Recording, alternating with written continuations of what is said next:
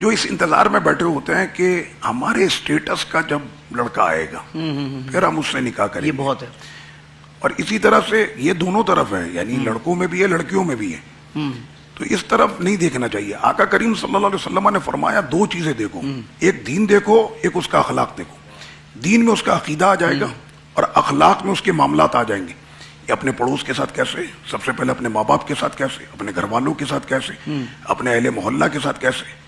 اگر وہ، اور میں اس پر تو جب بھی مجھے بات کرنے کا موقع ملا تو میں نے یہ کہا کہ آپ یہ نہ دیکھیں کہ اس کے پاس کتنا مال ہے، آپ یہ دیکھیں کہ یہ محنتی ہے کہ نہیں ہے. اگر شخص محنتی ہے نا، وہ دنیا کے کسی دیش میں بھی چلا جائے، وہ محنت کر کے 2 روٹی اپنی عورت کو عزت کے ساتھ کھلا دے گا. بہت اچھے. واہ واہ. اور ارب پتی ہو اور وہ کام چور ہو تو وہ تو ساری دولت کو کھا بھی جائے گا. اچھا، ہمارے یہاں ہوتا یہ ہے کہ ان چیزوں کی طرف لوگوں کا وہ، یعنی پہلی بات تو یہ ہے کہ لڑکے کو تو یہ بھی پتہ نہیں ہوتا. آپ کسی دولہے سے پوچھ لیں، میں تو پوچھ لیتا ہوں، آپ بھائی تم شادی کر رہو کیوں کر رہو؟ اماں نے کہا تھا کر لو، بہنوں نے کہا تھا کر لو. تو تم کو پتا ہے شادی کرنے کی وجہ کیا ہے؟ کہنا نہیں مجھے تو نہیں پتا، بس اماں کہہ رہی تھی عمر ہو گئی ہے تو میں کر رہا ہوں. آقا کریم صلی اللہ علیہ وسلم نے فرمایا کہ تم نکاح کرو اور اپنی نسل کو پھیلاؤ.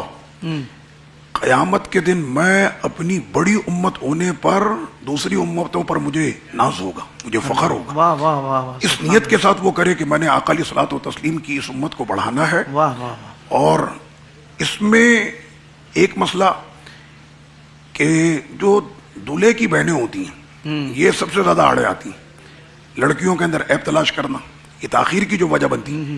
مگر یہ بات آپ جان لیں، کما تدین تدان، جس طرح آج آپ کسی کی لڑکیوں میں عیب تلاش کر رہے ہیں، کل یہی معاملہ آپ کے ساتھ ہوگا. دوسرے آئیں گے اور وہ آپ کے اندر عیب جو ہے وہ نکال کے جائیں گے. اور ایک مسئلہ یہاں پر اور بھی ہے کہ کچھ لوگوں نے اس معاملے کو کہ یار بھائی میں تو شادی کے جھنجٹ میں پڑتا نہیں، معاذ اللہ ہیں ایسے لوگ کہ میں نکاح ہی نہیں کرتا اس وجہ سے کہ معاملات بہت ہیں، جھنجٹ ہے، پریشانی ہے، یہ عورتوں کی مسئلے اور فلاں.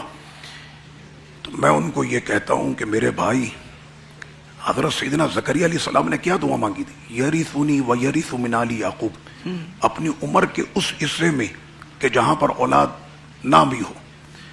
اور پھر فرمایا کہ میری تو زوجہ بھی بہت بوڑھی ہے، لیکن فرمایا کہ اے میرے مالک، میں دنیا سے جاؤں اس سے پہلے مجھے ایک وارث عطا کر دے. کیا مطلب؟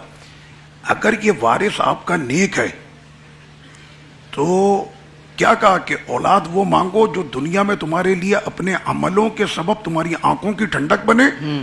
اور یہی اولاد اگر حافظ بن گئی، قاری بن گئی، عالم بن گئی، دین کی خادم بن گئی، ناموس رسالت کے وفادار بنے، رسول پاک کے سچے وفادار بن گئے، اور اس کے بعد پھر ان سے جو سلسلہ چلا اور یہ قیامت تک چلا، تو جتنے حافظ، قاری، عالم، دیندار، نیک، پرہیزگار، راہ خدا میں خرچ کرنے والے، دین کی مدد کرنے والے، یہ جتنے زیادہ پیدا ہوتے جائیں گے آپ کی قبر میں روشنی بڑھتی جائے گی. واہ واہ واہ واہ واہ. تو یہ اصل میں ہے مسئلہ.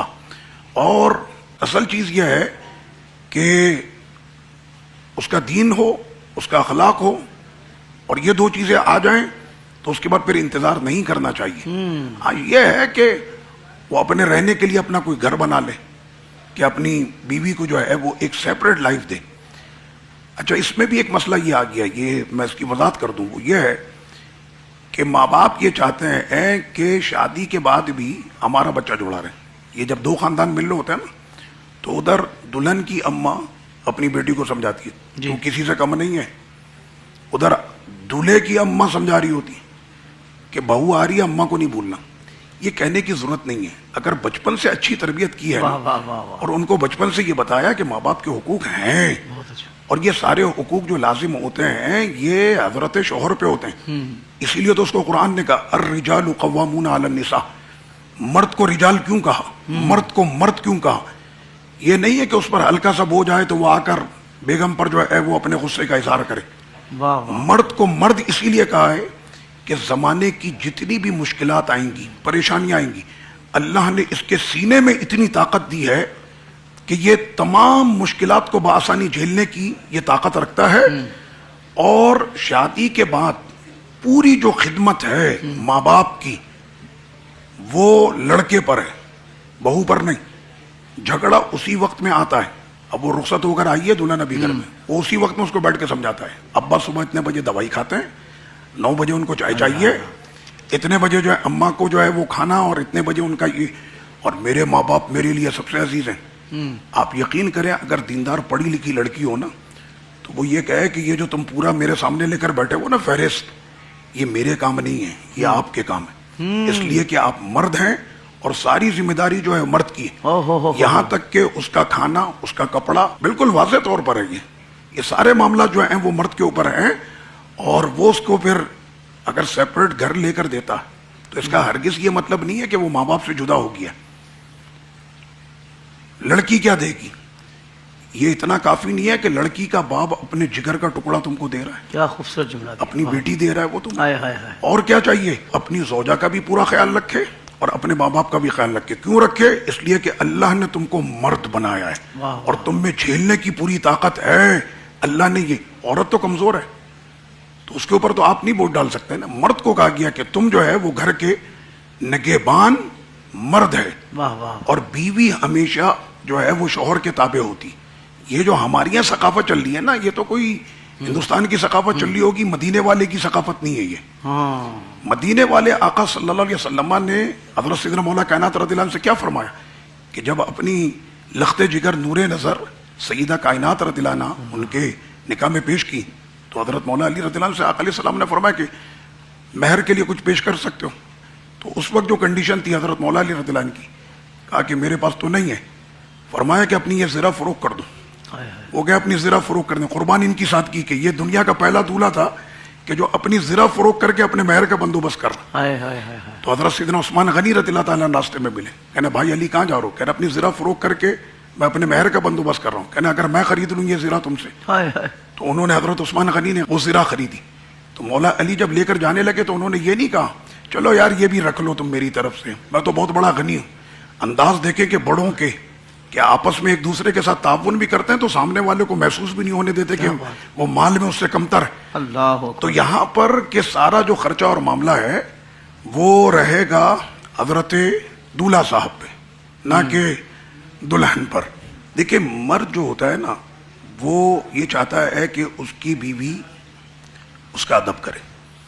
اب سب سارا مال آپ نے عورت سے لیا ہے، اور آپ کی جو کمیونٹی ہے اس کے اندر میمن کمیونٹی میں تو میں نے سنا ہے وہ مکان بھی دیتے ہیں، لڑکی والے دولہے کو گھر بھی دیتے ہیں، اور اب تو ان چیزوں کے اندر بہت ساری چیزیں آ گئی ہیں کہ گاڑیاں، وہ ہال کے اوپر گاڑیاں بڑی ربن لگا کے سجی ہیں، یہ کیا بھائی یہ تحفے میں سجائیں گی۔ تو یہ جو ہم لوگوں نے اپنے اخراجات خود اتنے زیادہ جو بڑھا لیے ہیں اس کی وجہ سے یہ سارے مسئلے آ رہے ہیں۔ جب بیوی سب کچھ لے کر آئے گی وہ کہے گی یہ چمچہ بھی تم استعمال کر رہے ہو نا میرے باپ نے دیا ہے، یہ پلیٹ بھی میرے ابا نے دی ہے، یہ بھی میرے ابا نے دیا، تو دن بھر بیٹھ کر تو وہ یہی سنتا رہے گا، پھر اس کو نہیں استعمال کر، ارے میرے جہیز کی پلیٹ توڑ دی تم نے، تو پھر اس وقت میں اس پر کیا گزر رہی ہوگی۔ مرد ہر اعتبار سے لڑکی سے افضل ہونا چاہیے۔ یہ جو اللہ کے رسول کے فرمان ہے نا، زندگی اسی میں، انہی گھروں میں جھگڑے ہوتے ہیں جن گھروں کے اندر شریعت مصطفیٰ صلی اللہ علیہ وسلم نہیں ہوتی۔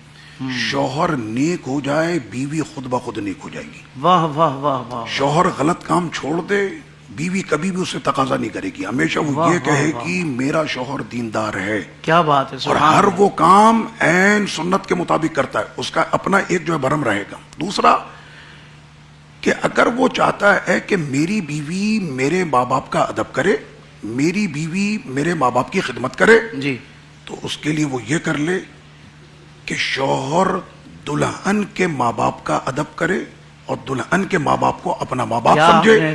وہ اگر سمجھے گا ان کو اپنا ماں باپ تو یہ لڑکی بھی اس کے ماں باپ کو اپنا ماں باپ سمجھے۔ کیا بات ہے، کیا خوبصورت و متوازن آپ نے بات فرمائی حضور، اللہ آپ کو جزائے خیر عطا فرمائے۔